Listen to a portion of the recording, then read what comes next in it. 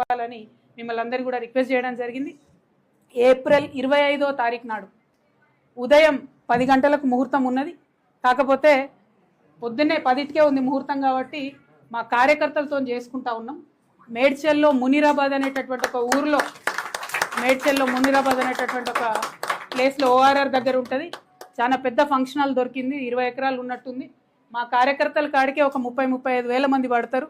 మిగతా జనరల్గా public meeting మళ్ళీ పెట్టుకుంటాం పొద్దున 10కి కాబట్టి మా జాగృతి వాళ్ళు సిస్టమేటిక్ కార్యకర్తలు, ప్రతి గ్రామంలో ఉన్నటువంటి జాగృతి కార్యకర్తలు, ఉద్యమకారులు, ప్రజాస్వామ్యవాదులు, ఈ రాష్ట్రంలో రాజకీయాల్లో మార్పు రావాలనుకునే వాళ్ళందరినీ కూడా మనస్ఫూర్తిగా ఆహ్వానిస్తూ ఉన్నాం.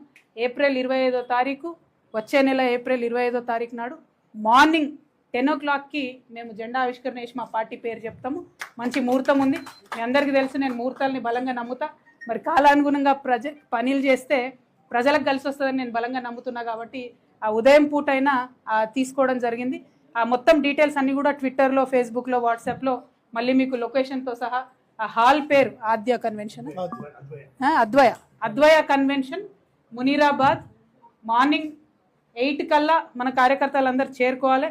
ఎందుకంటే 8 నుంచి మనం అందరం కొంత మాట ముచ్చట వేసుకొని 10కి ముహూర్తం ఉంటుంది కాబట్టి 10కి లాంచ్ చేసుకుందాం. ఆ మొత్తం 18 ఎకరాల్లో కూడా మరి ప్రాంగణాలు ఎట్లుండాలి, స్టేజ్ ఎట్లుండాలి, మేము మా ప్రాంగణానికి ఎవరి పేరు పెట్టుకుంటాం. ఎందుకంటే మేము జయశంకర్ సార్ని ప్రాణంగా కొలుసుకుంటాం, మీ అందరికీ తెలిసిందే. జయశంకర్ సార్ పెట్టుకుంటాం. ఇంకా చాలా పేర్లు ఉన్నాయి, చాలామందిని గౌరవించేది ఉంది.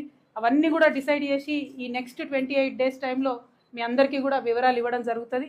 మా దగ్గర జాగృతి నుండి ప్రతి గ్రామం నుంచి